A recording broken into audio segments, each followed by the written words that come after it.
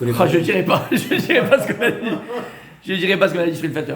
Donc mes amis, on a un jour extraordinaire puisque c'est pour Yom Purim, pas Kippour Katan. Purim Katan, le 14, demain c'est le 15, comme à Yerushalayim. Alors on a Adar Aleph, c'est pas Adar Bet, puisque il y a une discussion dans la Gemara de savoir quand est-ce qu'on doit faire vraiment Purim. Dire la Megillah, Mishloach Manot, Metam Levianim. Et la Gemara de conclure que on doit, il y a plusieurs avis bien sûr, mais à la fin, donc la halakha, Fada que l'on fait à Adar Bet. Et la raison principale, c'est parce qu'il veut toujours être sommaire à la Géoula. Quelle Géoula? La Géoula de Pessah. Puisqu'on sait que Purim et Pessah sont liés en vérité, on avait fait un cours sur ça, mais je pense que vous ne rappelez pas, et donc c'est l'occasion de le refaire, comme ça au moins, c'est pas mal. D'accord?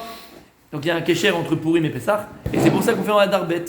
Adar Bet parce que ce soit collé Purim et Pessah. Mais ça ne veut pas dire que à Adar Aleph, ça ne veut pas dire que pendant Adar Aleph, il n'y a pas quelque chose de spécial, bien au contraire. Il y a une Ehara, il y a une lumière. D'ailleurs, il faut savoir qu'il y a des kilotes, il y avait des kilotes, il y avait des endroits, comment on dit kilotes? Merci. Il y avait des... Ah, il est là. Il y avait donc, Iga, je te vois pas. Tu es derrière Moshe, donc là, il te fait de l'ombre. Il y avait des communautés, et il y avait des endroits où ils étaient poskim de le faire d'Afkam Adar Aleph. On l'a vu hier. Purim et Adar Aleph. Donc, c'est pas la halakha, d'accord? Mais comprends, c'est pas un petit jour, c'est pas rien, c'est pas rien. On va pas répéter, parce qu'il peut le faire à ma place, Rabbi Michael, d'accord? Que le temps, c'est une spirale. D'accord? On parle le temps comme une droite, mais comme un cercle, on revient toujours au même moment, au même era. Donc, mamash, on va vivre ce Purim et cette era de Purim, donc il faut se préparer, on en parlera Bezrat Hashem à partir de demain, plus par rapport à Purim. Ce que je voulais voir ici, puisqu'on arrive dans des mois spéciaux, où on va être amené à accomplir plus de mitzvot, beaucoup plus de mitzvot, puisqu'on va lire la Megillah, Mishloach Manot, Matlot Laevionim, d'accord? Après on arrive à Pessah, on va commencer à laver, on va commencer à se préparer, on va commencer à faire les matzot. On arrive à des périodes tellement belles du Ham Israël, période de Géoula. J'ai risqué de le vivre véritablement avec Mashiach. Alors pour l'instant, on se prépare, donc on prépare le terrain. Vendredi soir. Magnifique. J'adore quand c'est vendredi soir. J'adore quand ça tombe Shabbat. On a deux Gdushot. On a la Gdusha de Yom Tov, la Gdusha de Shabbat et la Gdusha de Pessah, la fête en elle-même. Ça c'est l'apothéose, c'est extraordinaire. Sans compter qu'on a une semaine de Chol HaMoed. Alors là, c'est le Nirvana, mes amis. Alors, puisque l'on parle de ça, puisque l'on parle de mitzvot, on va juste parler de Inyan des mitzvot. Il dit comme ça le Rav, Yaroutz les davar mitzvah. Faut courir pour aller accomplir des mitzvot. La route, maman, il faut courir pour accomplir des mitzvot. Et pas traîner la patte. Quand tu sais qu'il faire une mitzvah, tu vas être le premier à faire la mitzvah. Bien sûr, par exemple, ces mitzvahs de tzedaka, en fonction de tes moyens. Mais on ne parle pas en fonction des moyens. On ne parle pas de l'argent que tu vas donner. On parle de la zrizout que tu vas avoir, l'élan, le zèle, la rapidité que tu vas avoir à répondre. Si on t'a dit il y a une famille qui a besoin pour Shabbat, tu vas être le premier à appeler Rabbi Julien et dire je peux donner 100 shekels. Hop, je donne 100 shekels. C'est ça. Courir, la route, l'idvar mitzvah. Mamash, la route. Pourquoi? C'est quoi la route? Parce que quand tu cours pour une mitzvah, qu'est-ce que tu fais? Je sais que Rabbi Yochanan va aimer. Qu'est-ce que tu fais? Tu viens dévoiler ta volonté profonde. Puisque Ratsom Yachon, Ratz, c'est courir. Donc lorsque tu cours, lorsque tu fais les choses avec élan, avec zèle, avec... Dis-le en français. Engouement, empressement. Allez, dis tous les adjectifs. Là, mon ami, c'est que tu... Qu'est-ce qu'il a dit?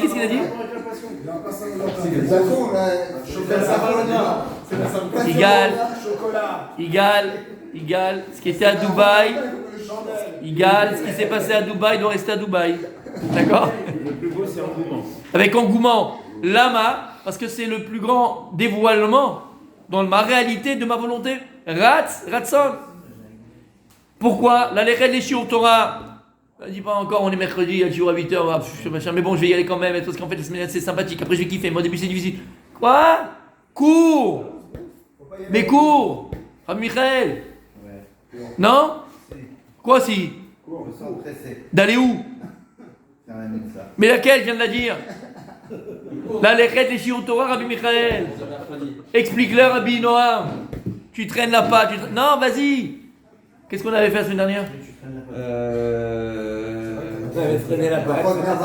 Mais à brachot, Yigal, avec les sphirotes, avec les machins. Là, tu comprends que c'est quoi une bracha. Mais cours. Vélit palel. Cours pour aller prier. V'ligmol chesed, pareil pour aller faire des actes de bonté. Dire Tib, Bo yarut tzadik venisgav. Il dit Shlomo HaMelech, Bo, dans les mitzvot, yarut tzadik venisgav. Il court le tzadik et de là il grandit. Parce qu'en vérité, c'est pas pour nous qu'on te le dit. Il y a qu'à dire, c'est pas pour moi que je te le dis. C'est toi le premier qui va grandir de ça. C'est toi le premier qui va gagner de ça. Maintenant écoutez bien. Il y a une autre Ma'ala extraordinaire. Et les gens ne le savent pas. Vous vous rappelez ce qu'on avait dit? Est-ce que vous vous rappelez ce qu'on avait dit? Je ne sais plus c'était quand. C'était un Shabbat. Oui. Là, Parashat Mishpatim. Lorsqu'on a parlé du Evet Ivri. La Hama Ivriya. D'accord? Et là-bas, qu'est-ce qu'il y a écrit par rapport à Evet Ivri? Il y a écrit Ve'atzachinam. En Kasef. Vous vous rappelez? Ve'atzachinam. Alors là, En Kasef, c'est par rapport à la Hama Ivriya. Mais là, Ve'atzachinam. C'est quoi Ve'atzachinam? Entre guillemets, faveur, et là-bas c'est à contresens, pour quand son maître lui a donné une femme, si maintenant c'est une shifraktanite, elle reste là-bas et lui il sortira tout seul. Et là-bas, vous vous rappelez ce qu'il dit le Or HaChaim? C'est quoi Chinam? Il ramène le Zohar, vous vous rappelez pas? Chinam, c'est la notion, c'est le nom, c'est la notion, c'est l'essence même du Satan du Yetzer Hara.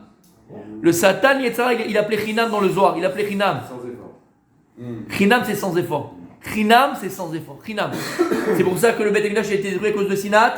Chinam. C'est pas Stam. Chinam, c'est une notion de Yetzara. Et là-bas, il explique le Zohar, qui ramène le Rechaim Kadosh, que tu dois quadrupler d'efforts, être prêt à mettre n'importe quel prix pour accomplir une mitzvah. Une mitzvah, elle doit être achetée. Et c'est pour ça qu'on vend les aliotes.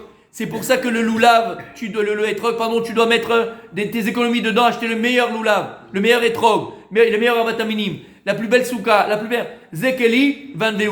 Pas seulement pour, à travers la mitzvah, glorifier Akadosh Baruch, qui est vrai, qui embellir la mitzvah. Non, parce qu'à partir du moment où c'est chinam, donc ça veut dire qu'il n'y a pas d'effort, c'est qu'il n'y a pas de kesher, il n'y a pas de lien, il n'y a pas de valeur. La valeur que l'on donne aux choses, c'est toujours en fonction de l'effort qu'on met pour accomplir cette chose-là. C'est comme ça la vie. La vie, elle est comme ça. On ne donne pas de valeur à ce qui est chinam. C'est pour ça que les pierres, elles ont été mises en dernier. Les pierres, elles ont été mises en dernier. Il a fait. D'accord? T'as entendu, Yigal? On ne donne pas de valeur à ce qui est chinam. Même pas par aux gens. À partir du moment où tu fais tout comme ça, ils te prennent pour un pigeon. Et ils ne te respectent pas. Ça, j'ai vu de mes yeux. D'accord? Ils ne te respectent pas. Quand le petit il est capable, c'est comme dans le boulot, dans le machin. L'autre il est là pour faire, un plan manager. Il va faire, bon allez c'est un copain, il va pas le prendre de la même manière. Mais si tu as payé 20 000 € pour ton manager, c'est Dieu le mec, d'accord? Tu vois ce que je veux dire? En malasot. Quand tu ne fais pas les choses avec effort, il n'y a pas d'effort, d'accord? Il n'y a pas de valeur. La valeur des choses en fonction de l'effort. C'est comme ça la vie, comme on vient de dire. Donc écoutez bien, c'est pour ça, il dit le Baal Shem Tov, c'est très très important d'acheter les mitzvot.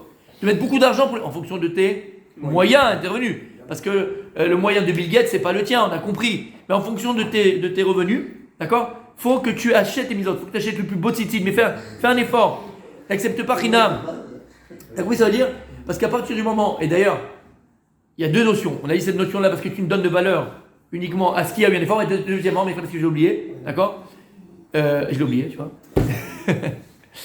Et deuxièmement, si j'allais le dire, parce que je t'ai regardé, tu m'as par rapport à l'effort, On ne plus. Oui, parce qu'en français, il y a un dicton qui dit « j'en veux pour mon argent ». Ça veut dire quoi? C'est qu'à partir du moment où tu as payé pour une chose, alors là, tu vas t'investir pour cette chose-là. Quand tu as payé pour un course, tu as payé pour apprendre à être plombier, apprendre à être comptable, apprendre à tu as payé. Même si à un moment donné tu veux flancher, tu n'arrives pas, tu n'as pas envie, ce machin, à la fin tu as payé. C'est khlam pour l'argent, c'est péché pour mon argent. À partir du moment où tu as payé pour la chose, tu vas t'investir beaucoup plus pour la chose. Alors que si tu l'as fait chinam, tu dis allez, stage gratuit 2, après 2-3 jours, si tu n'as plus envie, tu vas t'en aller.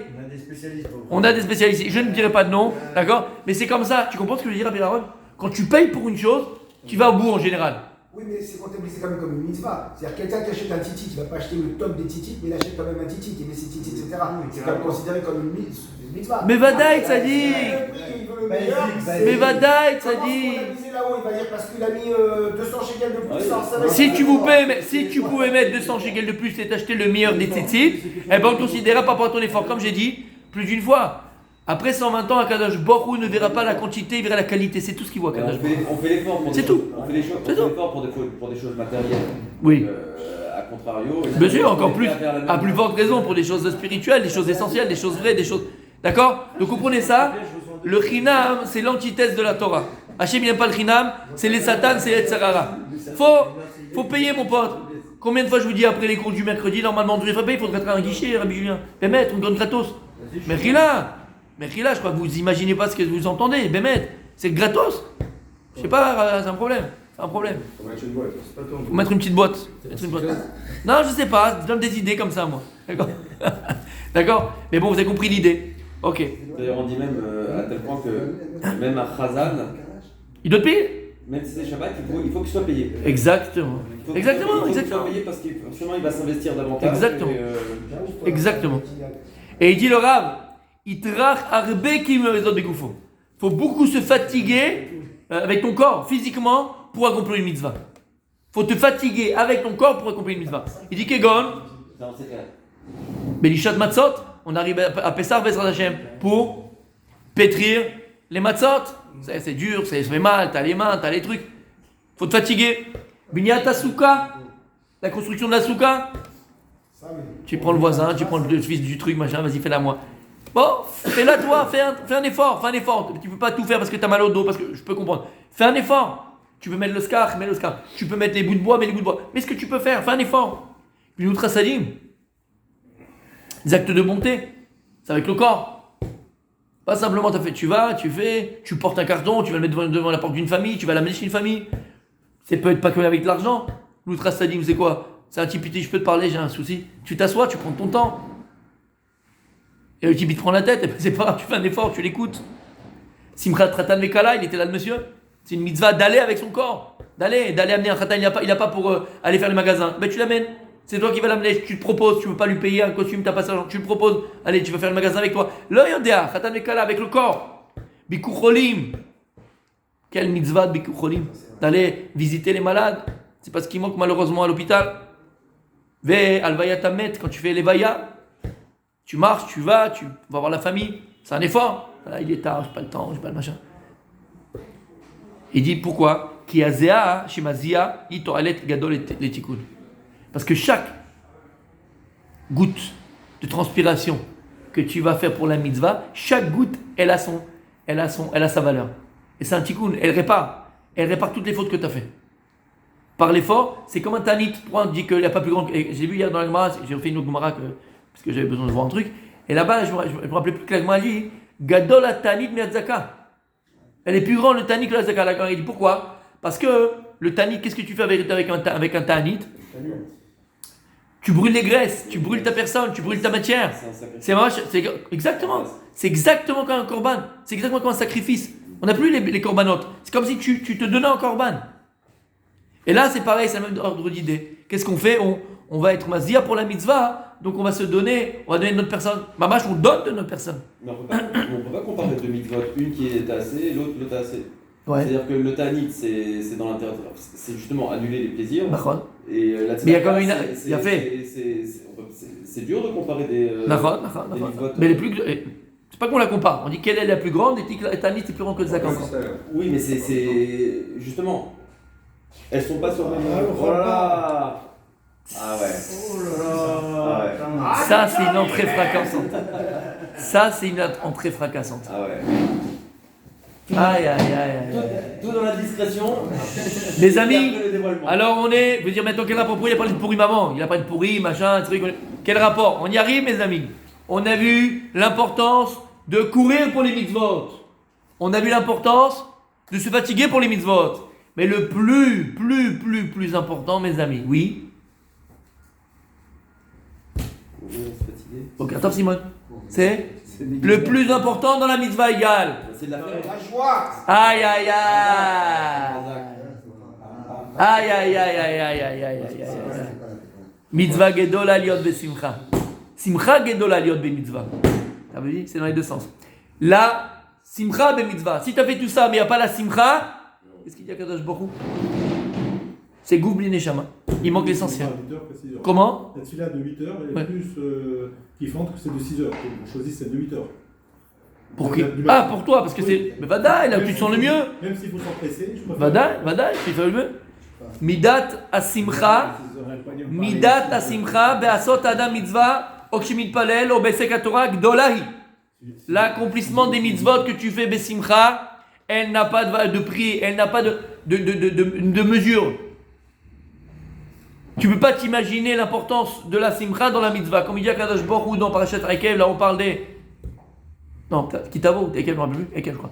Quand il parle là-bas des klalot, Parashat Rekev. Kitavo. Quand là-bas on parle là-bas des klalot à Shemishmor qui se sont réalisés pendant la destruction du Beth Amikdash, où les mamans mangeaient leurs enfants. Chez l'Oneda. Et là-bas, à la fin, qu'est-ce qu'il te dit? Tu te dis, bon, parce qu'ils n'ont pas fait Torah, parce qu'ils n'étaient pas à la synagogue, parce qu'ils n'étaient pas. Qu'est-ce qu'il y a écrit là-bas? Asher lo avaletem et Hashem besimcha ou betuv levav. Parce qu'il ne va pas servir Kadosh Baruch Hu avec joie et un cœur entier. La simcha, c'est pas la cerise sur le gâteau, c'est le gâteau. Oui, mais c'est paradoxal.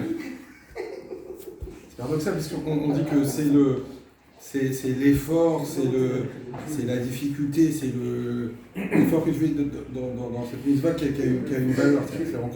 Quand c'est encore plus difficile, c'est encore plus.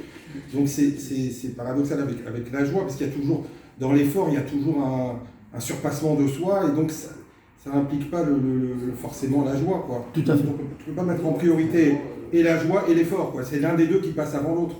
Bien fait. C'est joli. Moi, quand il pleut, quand on est Shabbat matin et qu'il pleut et qu'il fait froid et que je suis à la maison, eh ben, c'est un effort supplémentaire pour aller à la tefila. Surtout à Mincha où il fait gris, il fait dégueulasse, il pleut. Tu viens de finir ta sieste, tu n'as pas envie de retourner. Tu as un effort supplémentaire. Émet. C'est difficile de dire que c'est en même temps la simcha, puisque c'est l'effort qui te fait te déplacer à ce moment-là. C'est joli. Mais non, mais c'est Alors écoute bien. Non, mais excusez-moi, je dis juste. C'est vrai, Et pour moi, c'était l'effort qui était. Quand j'ai eu mon dos, là, que j'avais ma colonne vertébrale, Bien sûr. que j'avais pas levé et que je me disais, je le fais. Bien sûr. Je peux pas dire que c'était de la simcha. Mais vadaï. C'était par contre L'effort. Il a fait bon. Non, mais c'est l'effort d'avoir fait qui va te Alors, procurer la simcha envers Akadosh Baruch Hu. La simcha, c'est pas d'être content. Écoute bien. C'est d'éprouver du plaisir parce que tu as fait la volonté d'Hachem. C'est pas Écoute bien. Parce que la simcha, à ce moment-là, c'est très. Écoute bien. On a vu hier dans la Gemara, Vetsarata kesebe yadecha. Tu te rappelles? Ah non, je ne te rappelle pas. Avec la Simone. Magnifique. Faut donner. Écoute bien. Il y a écrit Vetsarata kesebe yadecha. Tu te rappelles ce qu'on a vu dans la Gemara? C'était Gemara. Mais dans la Gemara, si tu viens au cours d'Oel Yonatan, fils, tu ne veux plus la Gemara comme avant, comme on a expliqué. D'accord? Bon, tu vas le mettre la Gemara, tu la comprends en profondeur. Il y a écrit que, vous savez, le Ekdesh. C'est quoi le Ekdesh? C'est quoi le Ekdesh?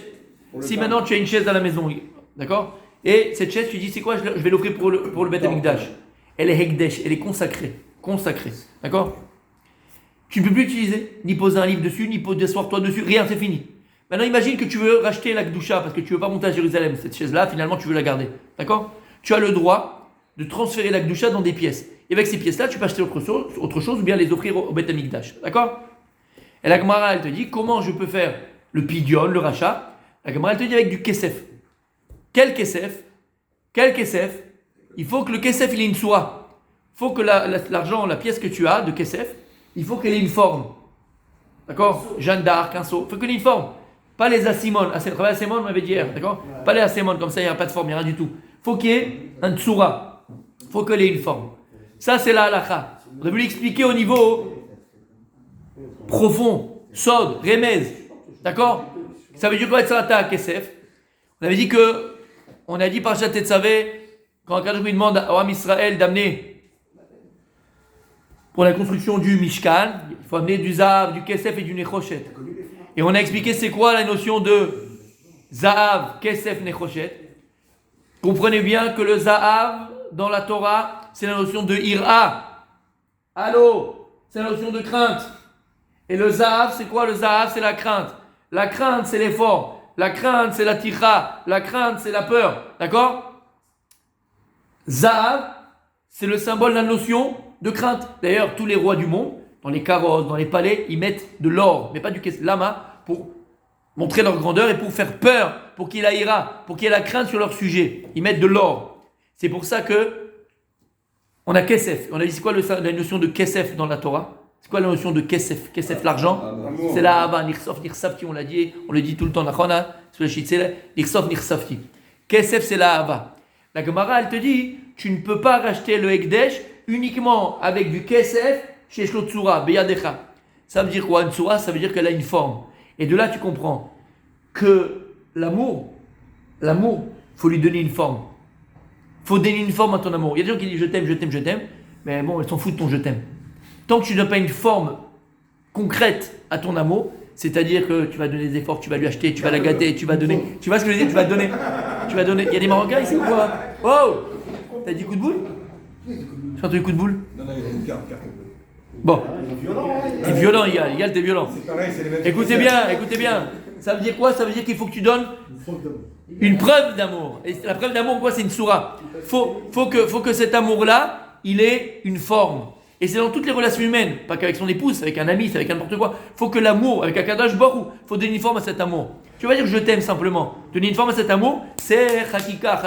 C'est quoi? C'est la former, la montrer, la démontrer par le don, d'accord? Ça c'est l'amour. Donc le kesef, dans la Torah, l'argent, c'est une notion d'amour. D'ailleurs, c'est pour ça que je vous ai dit que dans la chassidoute, les chassidim, le jour de leur mariage, ils ne donnent pas une bague en or, ils donnent une bague en argent. Parce que l'or, c'est la crainte. Alors que le kesef, c'est l'amour. Et il donne une bague en argent, massif. C'est pour ça qu'on allume avec des chandeliers en kesef. Il y a fait, j'y arrive, ce qu'on a dit hier, Shabbat, c'est la plus grande preuve d'amour à Kadosh Baruch Hu. C'est que béni ou ben Israël, c'est entre toi et moi. Il ne faut pas mettre de l'or sur la table, il faut mettre de l'argent massif. Pourquoi? Parce que l'argent, c'est l'amour. Et donc, doit être le couteau, il doit être en argent. Là où tu mets les chalotes en argent, tes services en argent, tout doit être en argent. Les trucs de Shabbat, comment on appelle ça? Les bougeoirs, les chandeliers, les bougeoirs, doivent être en argent. C'est une grande ségoula aussi pour avoir de l'argent. C'est pas stam. Donc écoute bien. Pidjanabed, avec de l'argent. Tout est kesef. Pourquoi kesef? C'est dans la Torah, le kesef, dans la notion de ce qu'il représente, a beaucoup plus de valeur que l'or. Ce qu'on a dit hier. Maintenant, pourquoi dans la Torah, alors c'est mentionné d'abord l'or, zahav, kesef ou nechoshet? Pourquoi? Écoute bien, ça répond à ta question, mon tzaddik. Tu sais pourquoi? Parce que sans la crainte. Parce que d'abord, on ne peut pas arriver à l'amour d'abord sans la crainte. La premier stade que tu as sur Akadosh Baruch Hu, c'est Beira. C'est avec crainte. Avec crainte. C'est-à-dire que tu le sers parce qu'il est tout. Tu le sers à Akadosh Baruch Hu parce qu'il est le maître du monde, le roi du monde. Et il est tout. Donc au départ, quand tu vas servir Akadosh Baruch Hu, tu vas le servir avec crainte. Parce que c'est quoi la crainte? Rabbi, le Gardas, c'est quoi la crainte? La crainte, elle amène au respect. Parce que qui dit crainte, dit barrière. Qui dit barrière, dit respect. Quand il n'y a pas de barrière, il n'y a plus de respect. Il n'y a plus de respect, il n'y a plus de crainte. Donc la crainte, elle est là pour te permettre le respect. Quand tu as peur de quelque chose, en général, tu t'éloignes. Donc en réalité, c'est ça. La crainte, c'est elle qui va permettre de mettre une barrière entre toi et la personne qui est en face de toi. Et la barrière que tu mets, elle est vitale. Parce que par exemple, qu'est-ce qui va te permettre d'aller, les Avdil, voir le président de la République sur les Champs-Élysées? Qu'est-ce qui te permet de t'approcher le plus possible du président? C'est parce que sur la route, qu'est-ce qu'on met sur le chemin? Des barrières. S'il n'y avait pas de barrière, tu ne serais pas là, on ne te permettrait pas de venir. Donc en vérité, vois pas une barrière comme une embûche, mais comme un moyen de te rapprocher. Tu comprends ce que ça veut dire? Et c'est pourquoi tu te rapproches? Parce que tu respectes. Tu ne peux pas avoir de rapport s'il n'y a pas de respect. Le respect, c'est ce qui est la base de toute relation. Mais ça ne suffit pas, comme je l'ai expliqué. S'il n'y a que la crainte, à un moment donné, tu t'éloignes. Tu as peur du feu, tu t'éloignes. Quoi qu'il arrive. Alors c'est pour ça qu'après la crainte, tu peux maintenant travailler sur la Ahava. Tu peux travailler sur l'amour. L'amour d'Akadosh Baruch Hu. Mais il dit le Talmud de Jérusalem, il faut les deux. Il faut la crainte et l'amour. Parce que si tu n'as que l'amour, il n'y a que l'amour. Si tu n'as que l'amour, qu'est-ce qui se passe? Il y a un danger. Parce que s'il y a trop d'amour, il y a trop de proximité. Trop de proximité, plus de respect. Plus de respect, méprisé. Fais attention. Par contre, si tu n'as que la crainte, c'est aussi un problème. Pourquoi? Parce que s'il n'y a que la crainte, tu t'éloignes en général de ce que tu as peur, de ce que tu crains, et donc il n'y a pas de proximité. Donc il a dit la Gemara dans Talmud Jérusalem, dans Ta'anit si je ne me trompe pas, il faut les deux. Il faut l'amour et la crainte et l'amour. Comme des D'accord? relations avec les parents. On dirait que vous êtes Avec parlé tout. de la relation avec les enfants. Quoi. Tout, ou avec les parents, ou avec les parents, ou avec les parents. Exactement. Il a fait méod. C'est pour ça. Avinu Malkenu. C'est exactement ça. C'est exactement ça. C'est comparé aux deux ailes de l'oiseau. Et dans le Tanya, on dit que l'amour et la crainte, c'est comme les deux ailes de l'oiseau. Ah, les deux ailes, jouer des oiseaux. J'ai dit là, fils, de bon matin, c'est pas conseillé. Ouais, les deux, exactement. C'est indissociable. Exactement, c'est les deux ailes de l'oiseau, comme ça il dit, mais c'est vrai, exactement. Tout ça pour dire quoi? Et on termine avec ça pour aujourd'hui, mes amis. Tout ça pour dire quoi? Pour dire que Rabbi Julien, on a besoin des deux. Et ça commence par d'abord l'effort, par la crainte, par l'effort, par le dépassement de soi. Et comme il a très bien dit Rabbi, je crois que c'est Rabbi Michael et Rabbi Noam, je crois, si je ne me trompe pas, c'est bien entendu, d'accord? Une fois que tu vas, arriver, regarde, on ne va pas répéter 1000 fois ce qu'on a expliqué 1200 fois, d'accord? D'accord? Pourquoi on a expliqué, pourquoi, je viens de le dire d'ailleurs, pourquoi est-ce que lorsque tu fais des efforts, c'est important? Comme on a dit, tu donnes de la valeur à ce pourquoi tu t'es investi. Plus tu investis une chose, plus la chose a de la valeur pour toi. On a expliqué pourquoi. Parce qu'en vérité, mon tzaddik, qu'est-ce qui amène à l'amour? Ah, bien, il adore. C'est le don, il dit Rav Dessler. C'est-à-dire, plus je vais donner, plus je vais m'attacher à ce que je donne, ou à quoi je donne, ou à qui je donne. Donc le don amène l'amour. C'est pour ça que dans la Hamida, t'arrives pas toujours pas? Ça passe pas? C'est pour ça que dans la Hamida, Rabbi Mordechai, qu'est-ce qu'on dit? Qu'est-ce qu'on dit dans la Hamida? Sim Shalom, Tova Uvracha. Qu'est-ce qu'on dit là-bas? Torah Vechaim, Ava Vachesed, Tzedaka Verachamim. Dis Rachamim, pourquoi on associe par exemple Torah Vechaim, Ava Vachesed, Tzedaka Verachamim? Akadosh Baruch il a voulu, entre guillemets, il a créé, il a donné cette notion de Tzedaka. Hachem, il veut qu'on donne la Tzedaka. Kadosh Baruch il veut qu'on aide et qu'on soit vers l'extérieur, vers les autres. Et pour cela, qu'est-ce qu'il a fait à Kadosh Baruch? Il a donné la Rachamim. Pareil, Torah Vechaim. Akadosh Baruch il a voulu nous donner la Torah. Et pour qu'il y ait la Torah telle qu'on la connaît, il faut d'abord qu'il y ait la vie. Donc il nous donne la vie pour qu'il puisse avoir la Torah. Pareil, Ahava, Vachesed. Dieu, Akadosh, lui a donné cette notion de Ahava, d'amour. Et Akadosh, pour qu'on puisse arriver à l'amour, qu'est-ce qu'il nous a donné? Le Chesed. Pareil, le Chesed, c'est lui qui amène à l'amour. Donc en vérité, plus tu vas t'investir, plus tu vas te donner, plus tu vas faire des efforts, plus tu vas t'attacher à ce pourquoi tu fais des efforts, que ce soit une personne, que ce soit une chose, que ce soit un endroit, que ce soit n'importe quoi, d'accord? Plus tu vas t'investir, plus tu vas arriver à t'attacher à elle, plus tu lui donnes, plus tu vas arriver à l'aimer. Et tu vas passer du stade où pour toi, d'aller à la synagogue à 8h du matin, 6h du matin, 7h du matin, venir au cours le mercredi ou l'Odéama, c'était au départ très difficile, parce que tu as fait un effort, mais tu vas t'investir dans le cours. Par exemple, je donne l'exemple, comme ça en l'air, tu viens ce mercredi-là, terclou, tu offres pour tout le monde du shawarma. Allez, je dis comme ça, après tu fais ce que tu veux. Donc qu'est-ce que tu fais en vérité? Tu vas te donner, tu vas t'investir pour le cours. Ou tu vas amener des gâteaux, tu vas amener pour la synagogue. D'accord, quelqu'un va s'investir pour la chose. Au début, c'est un effort. Au début, c'est difficile. Mais puisque tu vas commencer à donner à cette chose-là, tu vas commencer à t'attacher, tu vas commencer à l'aimer. Et à la fin, tu viendras en sautillant, comme un amoureux. Hop, hop, hop. Hein? Ça t'est jamais difficile d'aller draguer ta femme avant le mariage ou après le mariage? Hein? Et il fallait casquer. Elle veut les fleurs, elle veut le bracelet, elle veut le machin, mais tu le faisais en chantant. Avant, pas aujourd'hui, d'accord, mais tu le faisais en chantant à la base. Pourquoi? Parce que c'est vrai, plus tu faisais des efforts pour elle, plus tu voulais lui faire plaisir, plus tu étais présent pour elle, plus tu donnais, plus tu t'attachais à elle. Et à la fin, tu le faisais en chantant. Mais c'est pareil. Akadosh, c'est ce qu'il veut. On fait les efforts, on fait les machins, mais tout ça pourquoi? Pour qu'on s'attache à ce qu'on fait, qu'on s'attache à lui et pour qu'on arrive à le faire. Be'ahava. On continue demain, les amis. Il y a un moyen.